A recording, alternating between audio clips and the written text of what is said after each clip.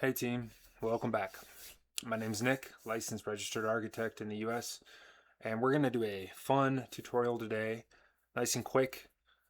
This is a beginner tutorial or lesson on viewport manipulation, editing, and adding views to sheets in Revit. So viewports, if you don't know, are just a customizable window that displays a specific project view onto a drawing sheet. Each viewport comes with a customizable view title or title mark that typically sits below the view, as you can see here on the screen. Right now on screen, we have a sheet, right? A title block with a sheet. This is an elevation sheet showing 3 different elevations right now. So each of these that are highlighting here in blue, these are each viewports, right? Views showing a certain elevation. So again, this is a beginner's tutorial, so if you're a little more advanced, maybe skip this tutorial. If you already understand viewports entirely and how to modify them, this lesson's not really for you guys. Sorry. But today we're going to get into, we're just going to have some fun with viewports and how to modify and edit them. So right now we have 3 different viewports on this sheet. We have a north elevation, a south elevation, and a east elevation. The viewports have titles. These are the titles of the viewports. You can click on these and modify them here in the project properties. So first thing I want to do, first things first, we're going to drag another view onto this sheet.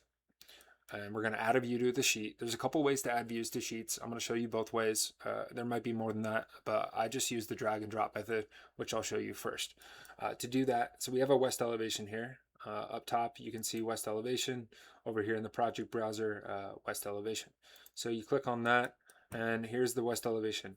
Right now, this west elevation, we're going to drag it onto the sheet, and there's a couple things wrong with it, but first I just want to show you what happens when we do so. So back to the sheet itself, in the project browser, the fastest way to drag a view onto a sheet is to just drag this view and drop it here on the sheet. As you'll see, again, this is a beginner tutorial, so I'm going to cover this real quick.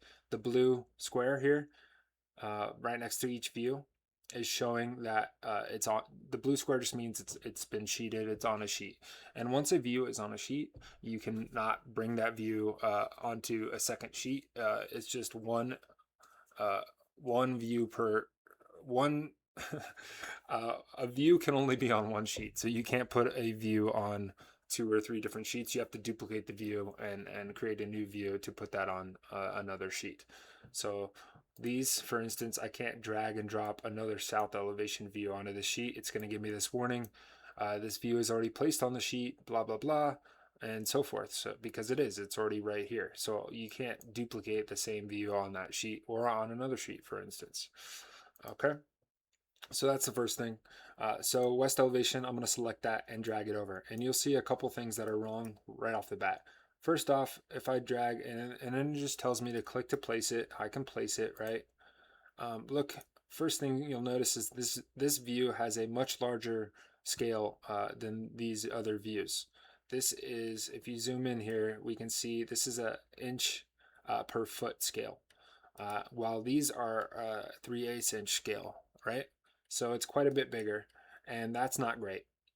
So actually, instead of like changing it here, I like to just change the scale back before I bring, change the scale to be correct before I even bring it on the sheet, because then you have to modify these lines later and everything could be off. So we can just, now that this is on the sheet, we can easily delete it from the sheet, and it doesn't delete the view, it just deletes it off the sheet. So to do that, you just select once on the view port and hit the delete key on your keyboard. All right, that view is now off the sheet, but not, I didn't delete the view, which is good. I don't want to delete the actual west elevation view. So let's go into the west elevation now, and let's change the scale to be correct. So as you'll see on these, and we're not going to get into view templates too much today, but you'll see if I click on one of these that we have a view template set up called architectural presentation. So I'll click there, and you'll see that we have this presentation elevation 3/8 inch template applied to these elevation views that is existing. And you can see the view scale up here that it is indeed 3/8 inch. So we'll cancel out of that. And we just need to add that view template to this west elevation because it hasn't been added yet. Okay, so to select the view template, we'll select over here. Sorry, right, we'll select first off screen to make sure we have this view selected. And then we'll go see how it says view template none. That just means there's no view template applied. We're going to apply that same view template. So we'll select there and we're going to find it here. There's the 3/8 inch view template and we're going to hit OK. Okay, this is looking much better now. You can tell the text is a normal size now, and this is looking great. So we'll go back now that the scale's been changed to 3/8 inch, as you'll see here, and now that there's a view template applied, and let's drag this over to make sure you can see what's going on. Now that there's a view template applied, you cannot change the scale here. You have to change the scale at the view template level because it's locked out in this current view template. And that's why these are grayed out. Anytime the scale is grayed out, it means there's probably a view template applied to that view. Okay. So now that we have this, let's go back into the sheet and let's drag this west elevation on now. Now we're good to go. So we'll drag this, click and drag west elevation over. We're gonna kind of hover and align this. See, when I zoom in, you can kind of see that blue dashed line. That just means it's aligned with that view, that south elevation to the right, okay? And that's what you want to do. I'd recommend aligning the center of the view itself rather than the other thing that Revit's gonna grab for you is see how there's a blue dashed line here at the bottom, aligned with that line. That's aligning the view title. So you can align either the view title, Revit will do that for you automatically, or it'll automatically grab the center line of the view. So we want to grab the center line of the views to align them so that our levels are aligned with each other. And that I recommend doing that rather than aligning the view titles. Okay, so we are gonna hover over that until it's aligned and then click once to drop that in place. The other way you can add views, and I'll show you that real quick. Let's click and delete that view off the sheet again. Is you can, over here in the project browser, you can right click on the sheet itself that we have open and click add view. Okay, so right click on the sheet and add view, and that is just a different way to add a view to a sheet. You can type west elevation now in the search bar and it's already selected. There's the west elevation and you can click it and then drop it in the same manner. Okay, let's have that aligned and we're good to go there. Next, we have this viewport title here, which we can select and now drag. So you can select the view itself or the title separately. So I'm just selecting the title separately. I'm going to align it with this south elevation title line here. And then I don't like that line to be so long. So once that's aligned, we can now edit the line to make it shorter like this below. And you can also align you can align left to right, horizontally or vertically with these view titles. So I'm going to align with this one below. See how it's grabbing that dash blue line to align it. So we're now aligned to the right here and below as well with the view title. To change this, the extent of this line itself is a little bit tricky if you haven't worked in Revit much, because I can't just select on this view title and drag this handle. There's no handle to drag or grab onto. And that's because for some reason with Revit, it has you select the view itself and then the view, the handles now show up, the drag handles. It's a really weird functionality with Revit and you get used to it over time, but so don't worry about that. But at first it doesn't really make sense for like a new user in Revit. So anyway, I'm gonna now drag this over and align it somewhere with this one below, right? And it's gonna let me, Revit will recognize with that blue dash line with the alignment. So now we're aligned and it looks pretty great. We're aligned to the right and below, and we have these view port title lines kind of reasonably managed, right?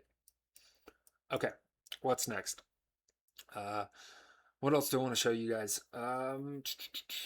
So again, to click and drag these, you can move them as you'd like and it will snap kind of in place, aligned both vertically and horizontally.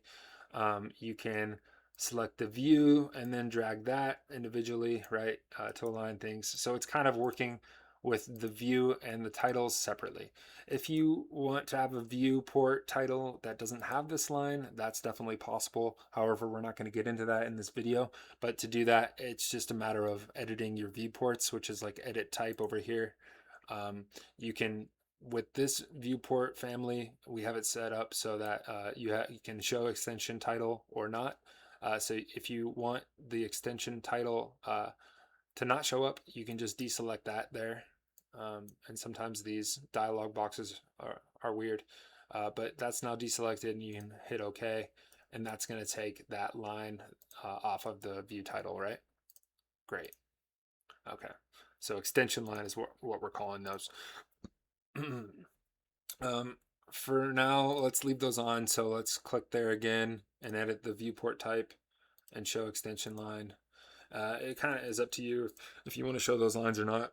I don't think there's necessarily a set standard in architecture for showing those or not. Some people love them, some people don't.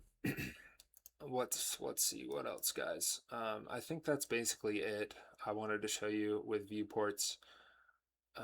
Yeah, so these, you can modify levels and stuff. If you don't want this level to be kind of dragged over, you can drag that back over to align with the other ones, right? See, we can do that like that, to kind of bring things back so that your views don't cross each other. So you can just double click into a view to activate it. Or a lot of people don't like to double click because that can mess up. You can accidentally click and drag something, some element that's important. So a lot of people say just right click and activate view instead of double clicking into a view. So you can right click on a view to activate it and deactivate it, right? It's just a toggle, activate, deactivate. You can toggle back and forth. You can do that on any views to activate or deactivate them. So that's that. Once you're like activating a view, that's just you're now in the view and you can change text and everything else. This is actually changing the modeling if I were to change something. So you got to be careful. You can deactivate and then click and drag and make sure you don't have that activated. So for some reason, I don't know why that, did I hit Control Z maybe? I'm not sure why that went back. So there we go. Okay. Okay. I think that's it, guys. If you have any questions, go ahead and submit them below. I'll get to them when I can. If you got anything out of this video at all, hit that subscribe or like button. It helps me out. And yeah, I think that's all I got for you. Hope you enjoyed it and have a great day. Thanks.